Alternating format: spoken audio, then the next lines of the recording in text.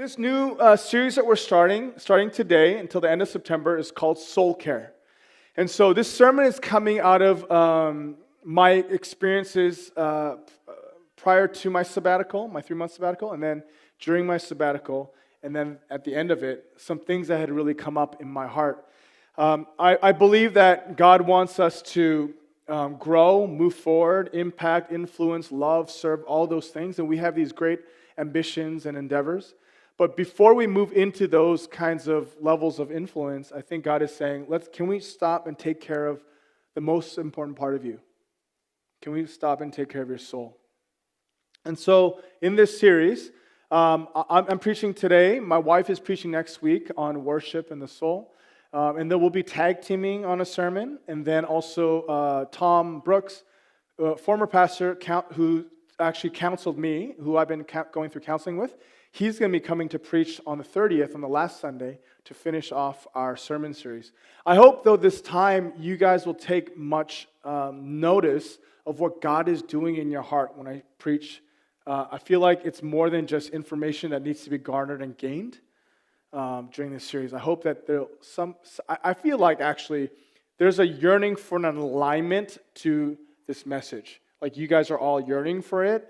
Maybe we don't have a language for it yet, but I hope that we can get some kind of language for what you might be feeling. For some of us, this ache, this kind of like restlessness, this kind of anticipation, maybe a hunger. I feel like God wants to really speak with you. So one of the things I've been yearning for during my time in my sabbatical was yearning for a calm presence about me, a calm soul. I wanted a clear mind. I wanted to have a heavenly understanding. Like I wanted to be able to connect with God in that kind of intimate and sweet yet powerful way again. And those are things that I was yearning for and longing for during the time of my sabbatical. I had noticed in the past couple of years that my life had gotten so much busier than I had anticipated. And it's not life's fault, actually. It was my fault. I think we can blame busyness as much as we want to, but I understand that busyness does come upon you, but also you do allow your soul to be busier than it needs to be. And what I had done was I had given permission to my external circumstances, which were people, the needs of people, or whatever it might be. I let those things put so much pressure on me where I let it be the Lord of my life. So when that happens, obviously you realize that those things can never satisfy you. Those things were never meant to be God. God never created those things to be a master of your life. However, we flip it and we put these things on the pedestal and we allow it to dictate our schedules. We allow it to dictate our missions and all that. Here's a slight example of that. Our kids last year were like over-programmed like crazy. I want to say over-programmed, but I didn't think that they were in so many programs. But when we find that we're running around and my wife and I are barely seeing each other and our kids are barely seeing mom or me and we're like trying to keep up with the Joneses because that kid down the street, he started basketball in 5th grade and he went to this camp and he paid this. And so now we got to catch up and da-da-da. And what ends up happening if we're not careful is you have all these masters controlling your life. And you've never, ever in your life prayed to these things. You've never prayed that busyness would be your Lord. You never prayed that your in-laws would be your Lord. You never prayed that your children would be your God. But now what ends up happening is you live in such a way that you worship those things. They control your thoughts, your time, your schedule. So what I noticed was as my life got busier and a lot more complicated and complex, on the outside, it may have looked like we're making some progress or advancement, but on the inside, I was not growing. On the inner, in fact, I felt that a part of my soul or my heart was decaying. A part of the places in my heart that only God knows were being left vacant. I had not visited that place for a long time with God, And I felt like the inside of me was suffering because I was forgetting that life is not just about the external. So, thus I say to you, I believe as we move forward, we need to have a little bit of a reorientation of our lives. Of our lives, meaning as Christians, as people who follow Jesus, who I don't even want to say Christians, I don't even call it some religious title, but just people who say, Jesus has wrecked my life and I want to follow him, I want to live for him, I want to learn from him. We have to reorient our lives, where in this reorientation, we are now submitting to these Christian practices we do need to have in our lives. And this is what I mean by it when I say this. When I say that, for those of you who've grown up in the church, you may hear me say, "Oh, that means more quiet time, more like QT, more devotional time, more pockets of prayer, I have to attend more church services."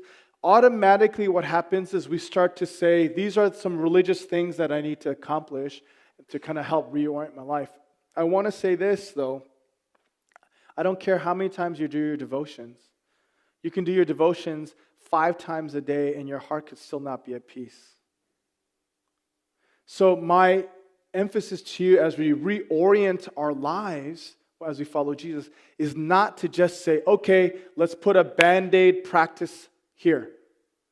But what I want to first ask you guys to do is reorient here and here.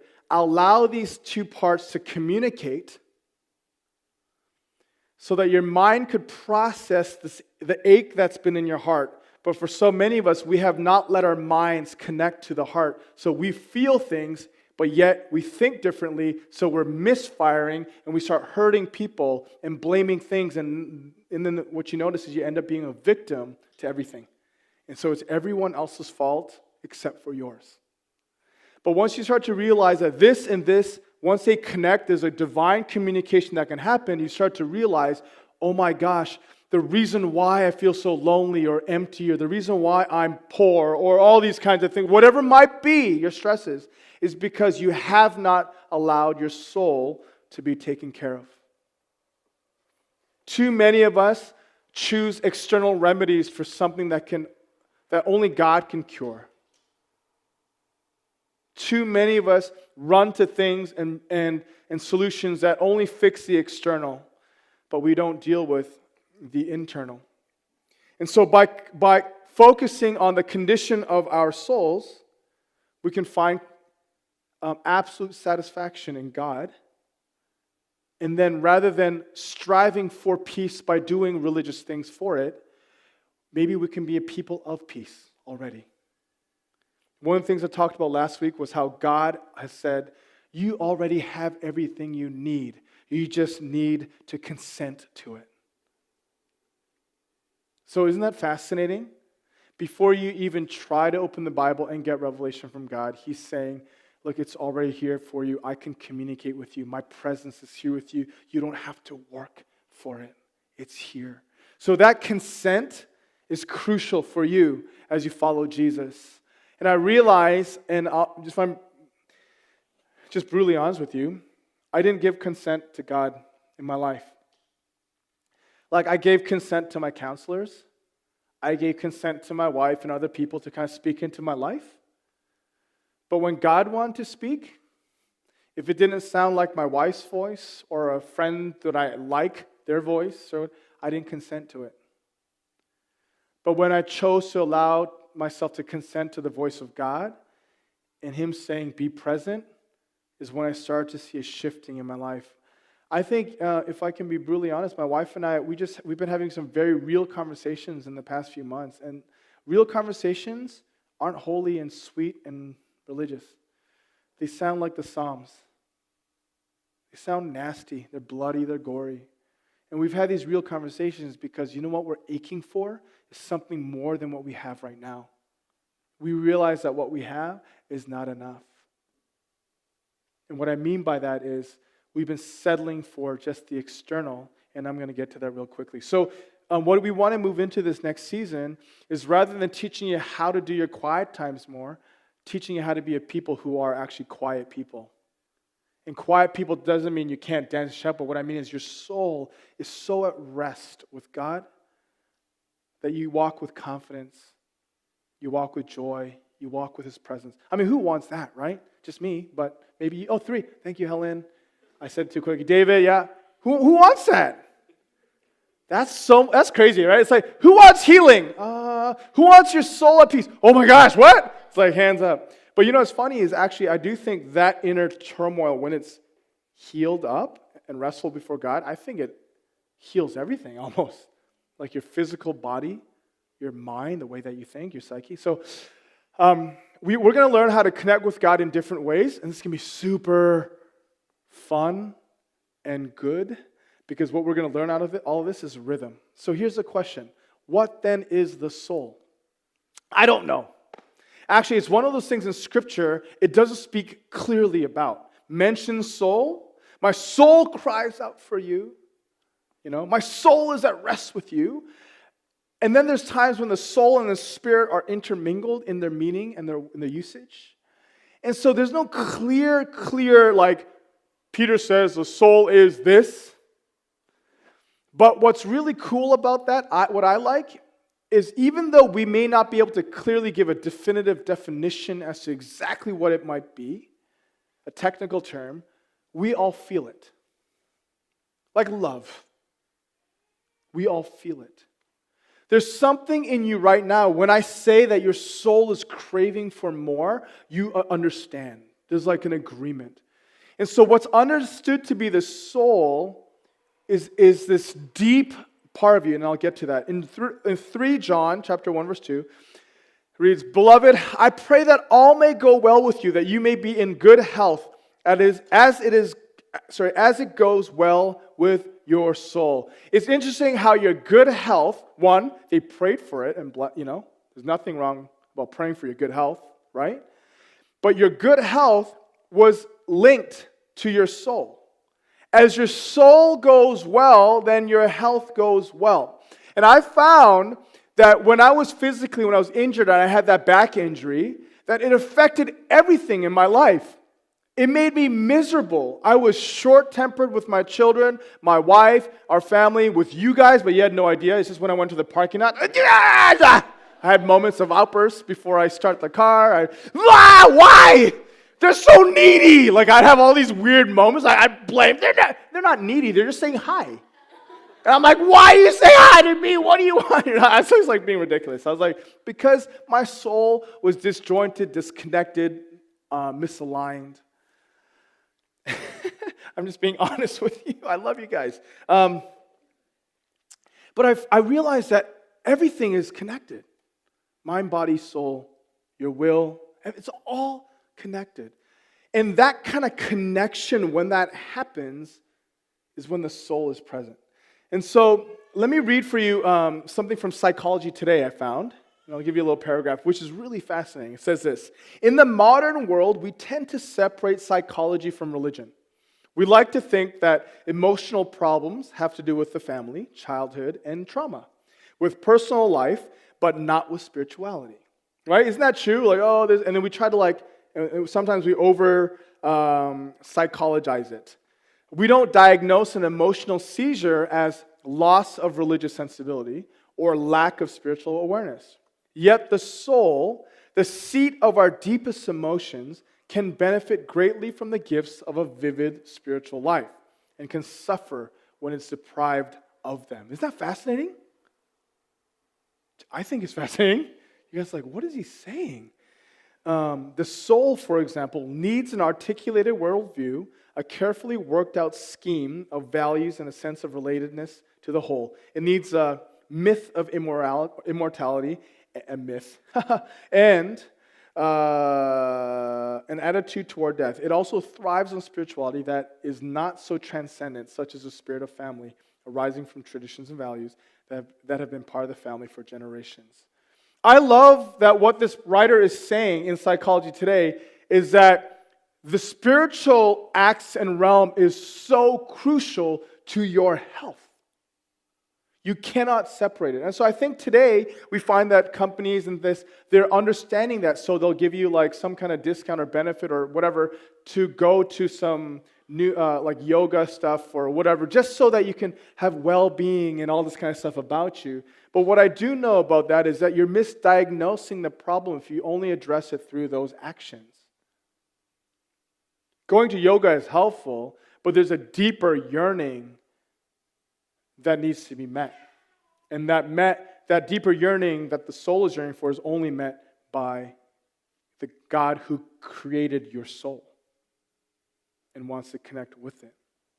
So defining the soul is difficult, but this man named Dallas Willard, and if you haven't read any of his books, read his books.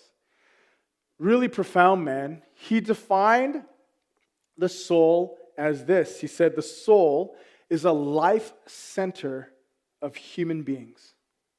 It's the life center of human beings. A lot of times when we talk about the soul, we think of it as like some kind of ghostly apparition or something like that, right? Like I was at Subway and I was talking to the owner there, and I've known him for a long time because I go there once in a while, and we would talk and just kind of build relationship. And he said, "Hey, I want to let you know," and I didn't even ask him because I want to let you know something.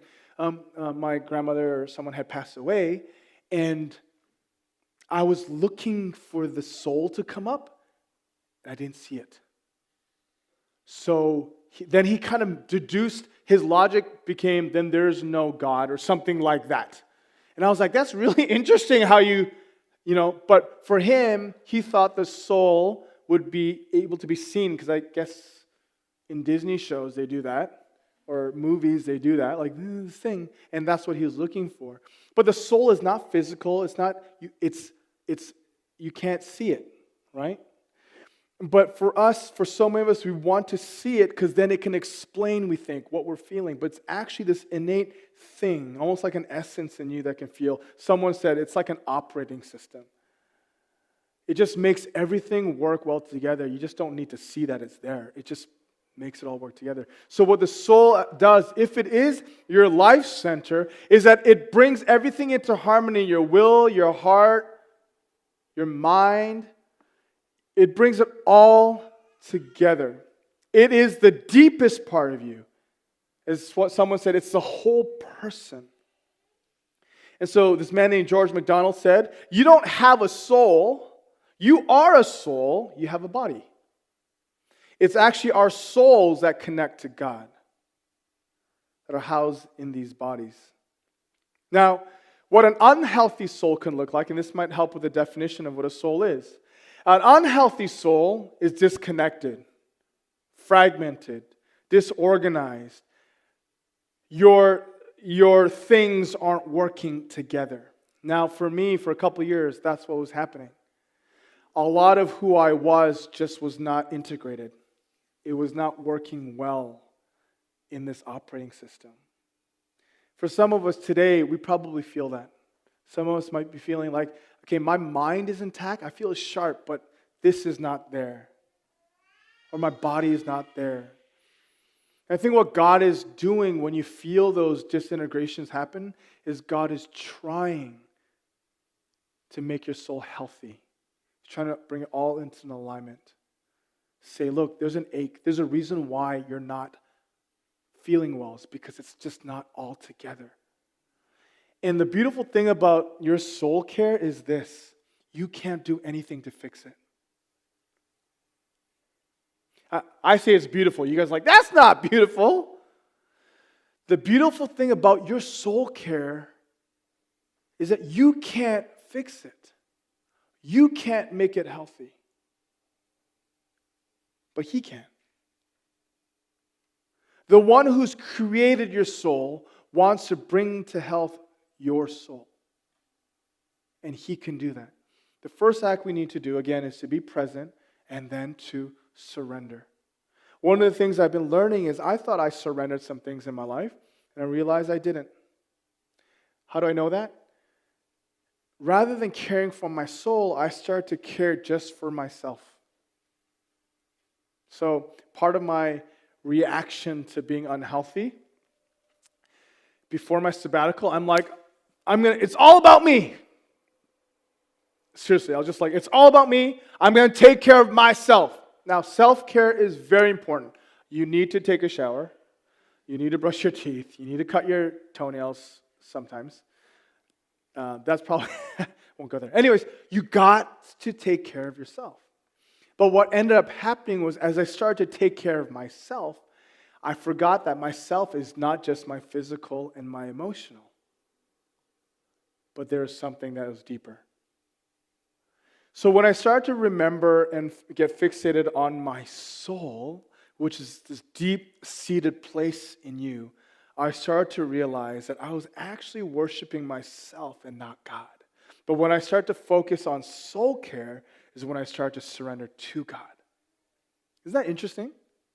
When I focus so much on myself, it's about working out, getting my body aligned, all these things is all about me, and in some subtle way, it became about my worship of me. But when I start to realize that there's something even deeper that God wants to get to, these longings in my soul, I start to realize I needed to stay connected to Him in order for my soul to get healthy. So some of you here are longing for some health in your life, and we're targeting things and hitting buttons that you feel like are going to work. Maybe God is saying you're not healthy because your soul is not right with God. Your soul is maybe lost or distant.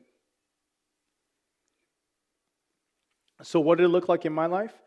When my soul was not right, when I wasn't praying, when I wasn't surrendered, when I was all these things, I started to, rather than work from a place where God was flowing out of me, you know how we talk about this in our church all the time? Your life should be an overflow.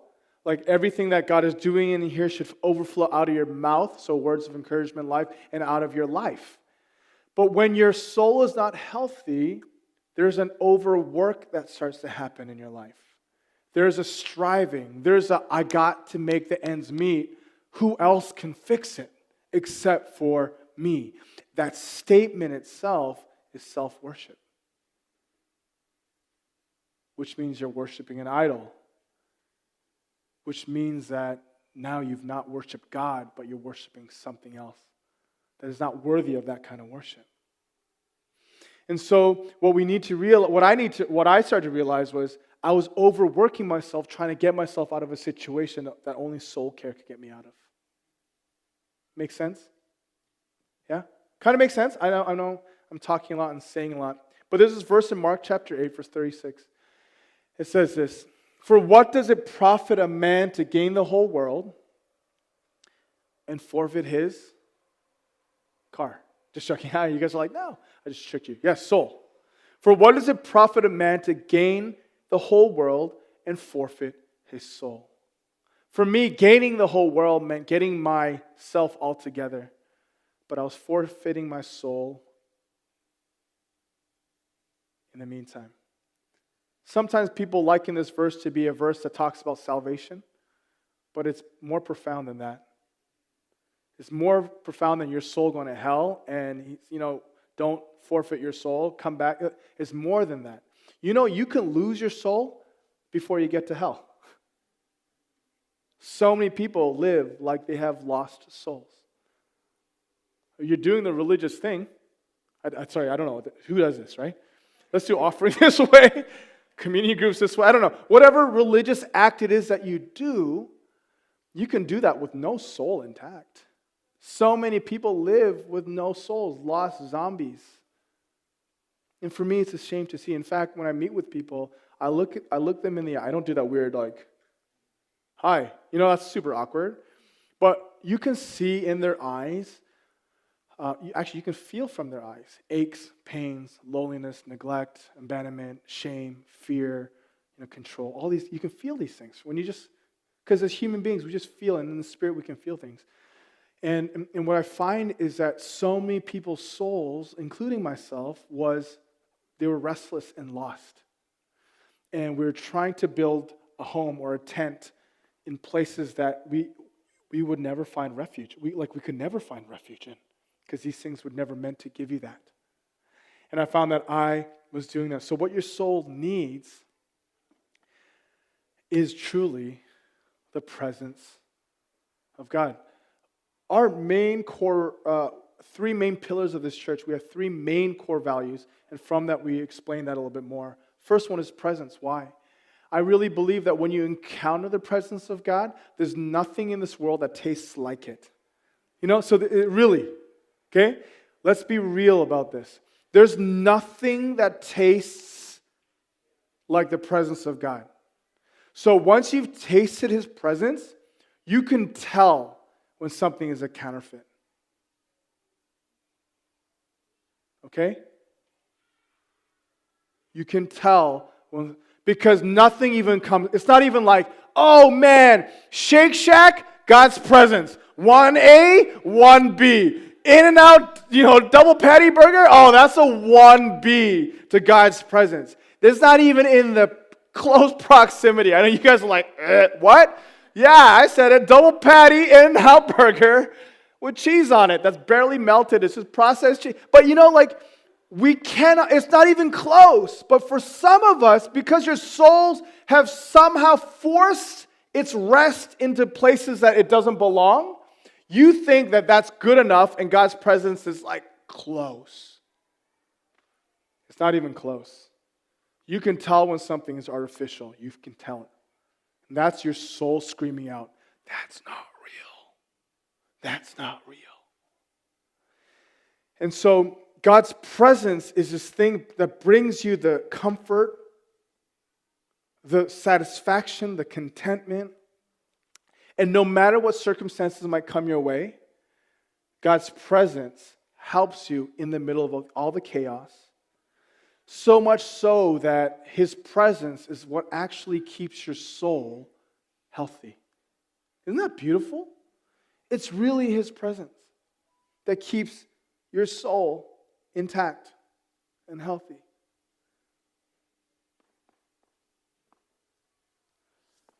There are things that will be helpful along the way, and I've shared a little bit of this with our leadership. One of the things I'd like to do moving forward as a church is really focus on discipleship, which, we'll get to. It's really crucial.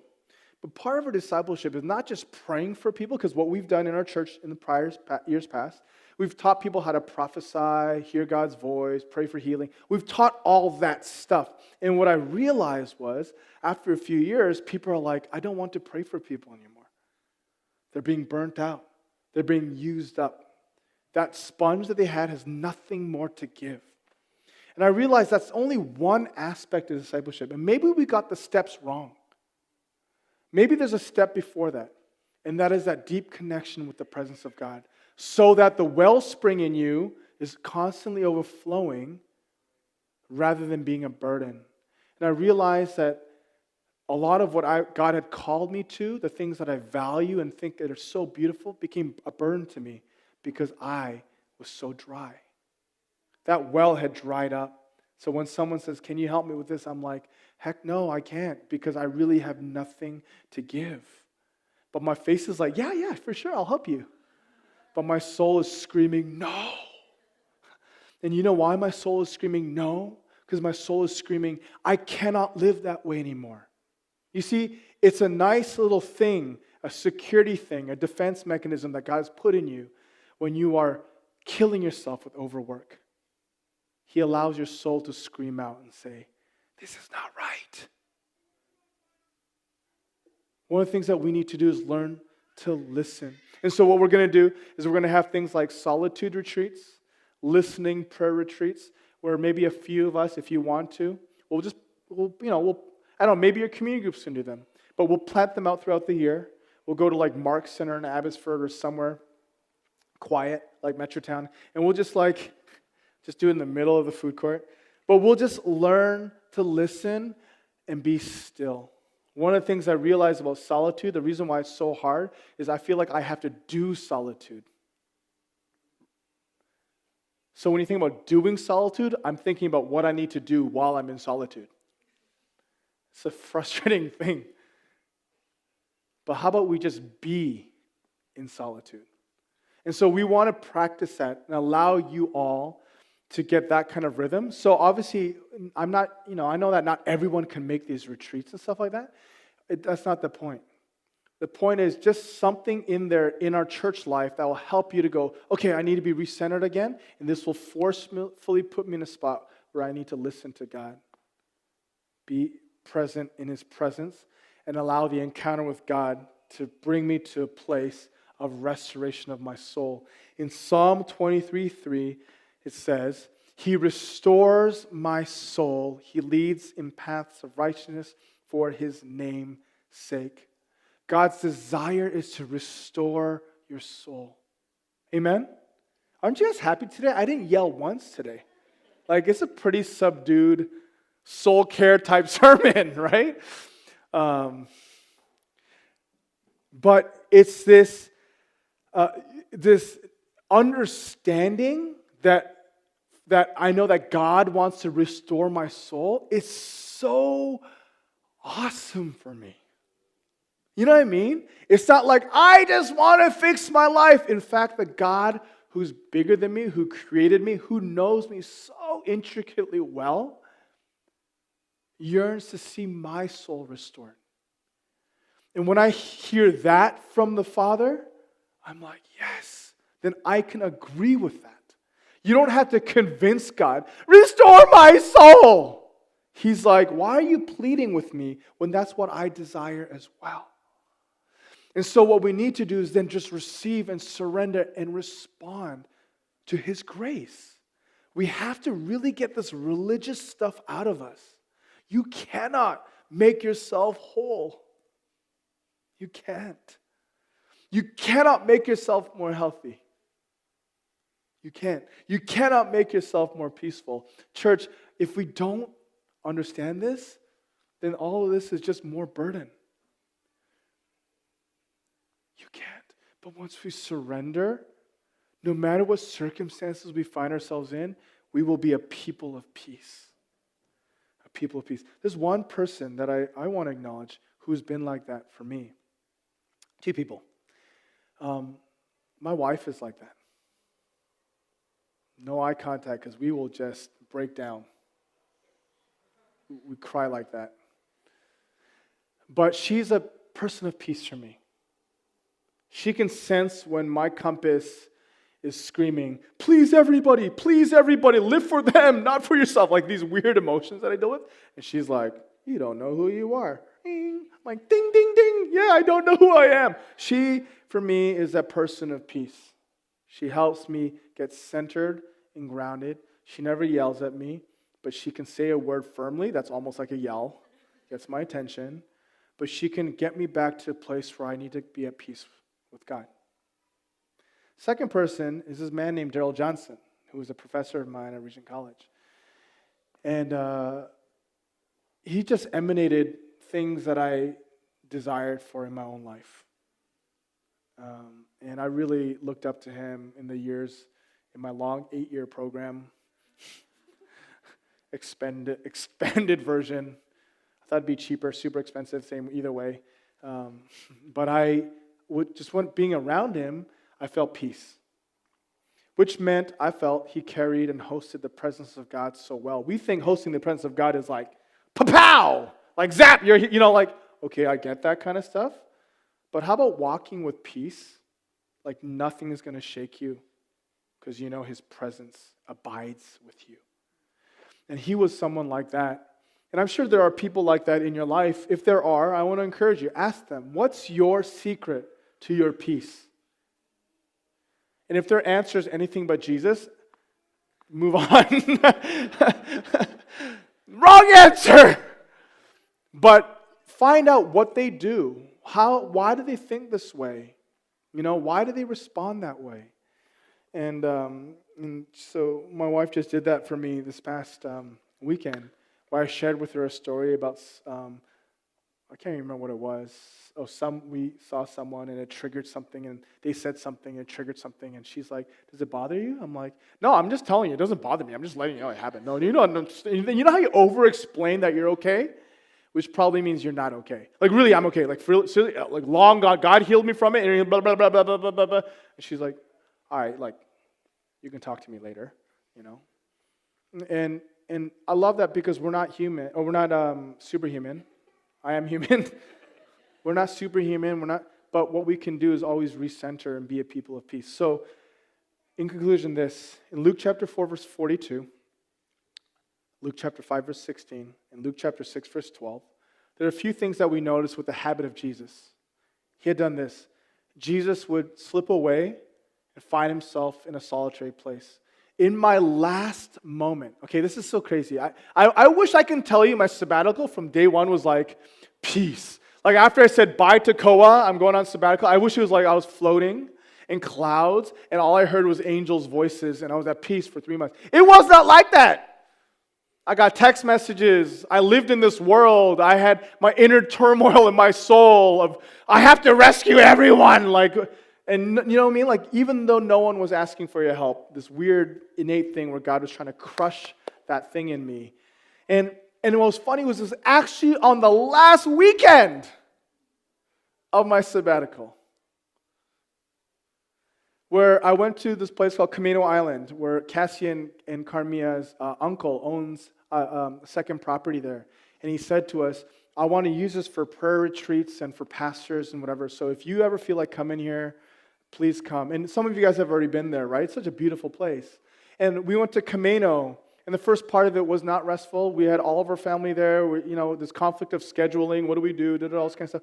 And then on the last part of the trip, my family was going to go up, and I was supposed to stay. And I was like, that's what I'm going to do. I'm going to stay here for 3 days, 2 nights, right? And Christine was like, go for it. I was like, yeah. I'm an extrovert in my, you guys feel it off of me. I can be parking the car, you're like, he's here. The extrovert is here. I'm talking to you before I even get here. That's how much of an extrovert I am, right? Me and Enoch are quite similar, I think, in some ways, right? Are we? Okay, thank you. But when we meet, we don't even talk to each other. We just stare. But what happened was, as you're about to leave, I got so nervous. I got nervous. I'm like, it's dark here. There's literally no electricity outside. I'm like, there's no street lights. What if something happens to me? I don't know the neighbors very well. And I was like, I can't, too much quiet. It's going to wreck me. I just can't do this. And she's like, are you scared? I'm like, I'm not scared. I'm just saying. And I got a little scared. You know what I was super scared of? I was so scared of quiet. I was so scared of quiet because I was so scared of hearing my inner turmoil. I knew it was there. It's just so much easier to go to bubble tea houses and have ambient music and not listen to your soul. So for those few days, I had to listen to my soul, and I didn't like it. And then you kind of stop, and you have to force yourself to just be, and then I was doing because what are you supposed to do, right? You're supposed to read the Bible on your sabbatical. So I was reading the Bible. Nothing is, in going into my heart because I'm thinking about how I'm going to die, and because I'm going to die here alone and no one will know. And I was and then this hummingbird flies by me. A little bit scary, right? But and then as I start to notice the hummingbird, I start to see a bumblebee. And then I'm like, is a hummingbird going to eat the bumblebee? Do they do that? Do they do that? I don't know. I was like, oh, this could be super exciting now. And then what ends up happening is if you allow yourself permission, is you actually start to be present. And you start to notice things that God wants you to notice. And so I think that's why Jesus slipped away. Because he needed to notice things once again that he needed to notice. And that was God, his presence, his peace. And so in Luke 5:16, as the crowds were approaching him, Jesus retreated from the crowd. You know what's funny is in our society, we're taught to run to the crowd and make a name for yourself.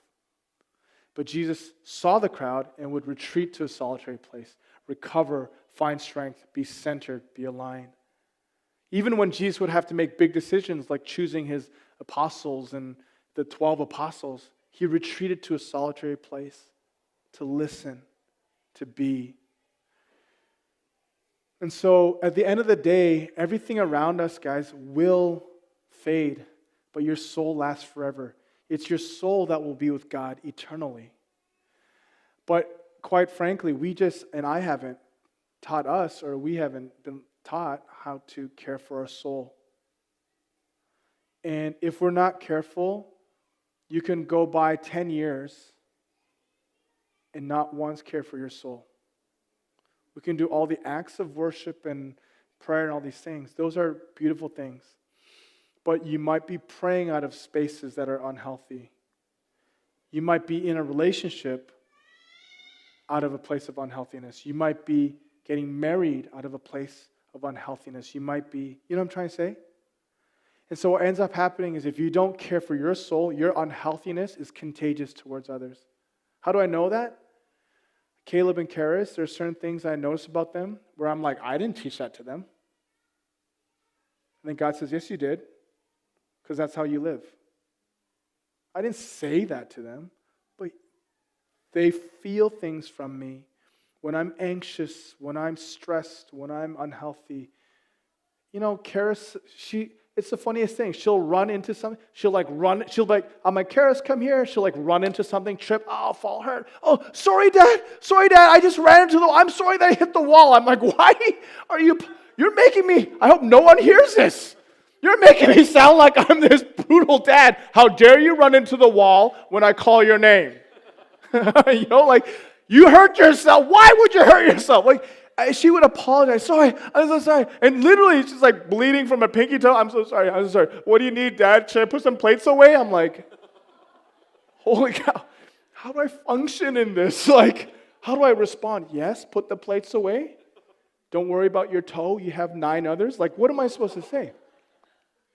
But she does these things where I'm like, why does she respond that way? What is she feeling from me that causes her to respond that way? Or my wife and I, when we communicate, when we're having bad days, the way we talk to each other is mostly not nice when we're tired. Let's be real about this, right? She doesn't float in from work. Hello, I've been waiting for you, honey. I've been looking forward to this. No, it's never like that. She walks in and I barely exist. She said, okay, I gotta get dinner ready. I'm like, hi, honey, how's your day? It doesn't work the way we think. But what happens is, when we're not right, and then we start communicating in ways, and then it starts to build up, and you're like, why do you say it that way? Why couldn't you say it that way? Could you say it in the Greek next time because it's more accurate? Whatever, we just do things that are super unhealthy, and we start to realize it starts to emanate, and it starts to affect people, and I see the way that Caleb responds, and when he's performing in front of me or playing sports, he's always double takes to see that dad, I'm coaching him, and he misses a shot, he'll look at me, he misses a pass, he'll look at me. I'm like, what are you looking at? Don't look at me. I'm like, don't look at me in front of everyone, but when we get home. And the thing is, he feels that. I'm joking about it, but it's actually the truth. And what I started to realize was my unhealthiness, my misalignment of all these things was my soul screaming, what the heck are you doing? Why? Let's get this right. Some of you here are struggling with your identity, your self-worth. You're struggling in your relationships, maybe in your marriage. You're struggling with your finances. You're struggling with all these things. But maybe the thing that's actually unhealthy in all this is not those external things, but actually your soul. Once you get your soul right, let that overflow into your marriage, into your relationships, into your finances, into your workspace. How come I'm not getting a promotion? Let's work on your soul. People feel things off you that you don't even realize. Let's get that straight. In this next month, I hope and I encourage you guys that you will listen carefully to what God is saying. He abides with you and He wants to keep abiding with you so that you can have a healthy soul. Let me read you this one last quote and I'll end here. There's a quote by Dallas Willard again in his book, Renovation of the Heart. He says this, our soul is like a stream of water which gives strength, direction, and harmony to every other areas of our life. When that stream is as it should be, we are constantly refreshed and exuberant in all we do. Because our soul itself is then profusely rooted in the vastness of God and His kingdom, including nature. And all else within us is enlivened and directed by that stream. Therefore, we are in harmony with God, reality, and the rest of human nature at large. If your soul is like a stream of water, and everywhere that goes it gives life, may we learn to take care of that.